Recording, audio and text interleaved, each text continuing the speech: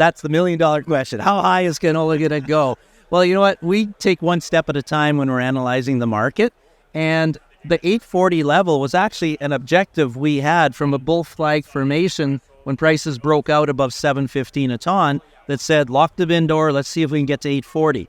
Now that we're here, we're saying, you know what? If you got a crop and maybe you want to add to your sales or haven't done any yet, why not do a little bit here? Take some of that risk off the table and you take that to the bank because you're capturing a $250 rally. Yeah. And therefore, if you already have made sales though, and you're comfortable with what you have to date because you want to make sure you have the crop to cover it, then let's sit tight and see if we can get the market to close above 840 and run to 880 because the trend's still up at the moment. So most producers, do they sell 5% increments, 10% increments? Yeah, it's like at AgChieve here, we would roughly make 2 or 3 recommendations for new crop before it's flowering and the guys have a crop. Roughly 10% each, you've made 3 recommendations at 10%. So you get about a third of the crop forward priced.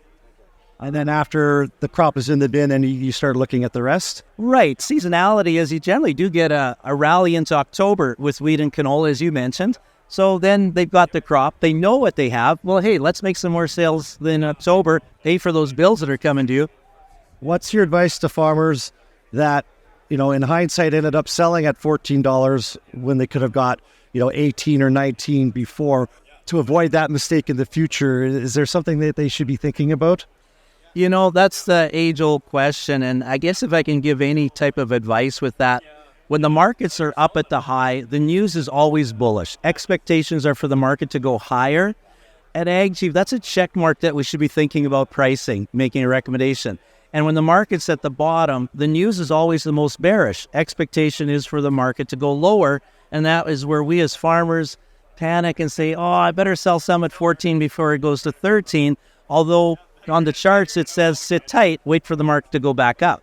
So it's not always best to go with the flow. Sometimes it's good to be contrarian a little bit.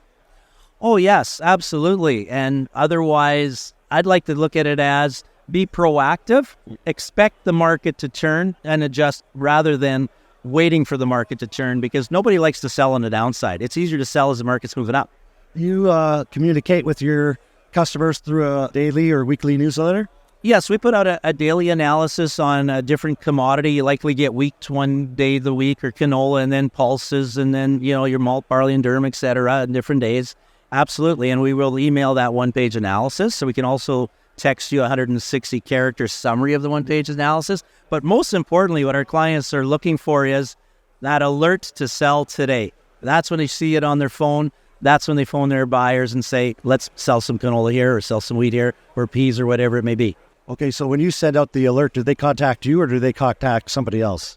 They will contact who they would normally sell to, maybe make 3 calls where you normally go, or if they're wondering how much and they're wondering what are we hearing for prices, give us a call and we'll talk to you. So a lot of your people who subscribe to the newsletter will give you a call from time to time. Oh, absolutely. And if we don't hear from them, we'll call them once a month to see how they're doing, connect, see if we can help them with their marketing. I see you got a couple of young people working with you too. Is it a family business or just you're getting the next generation going? It's exciting that you've asked that because it's been my wife and I since day one, 21 years ago. She's always been involved in the business.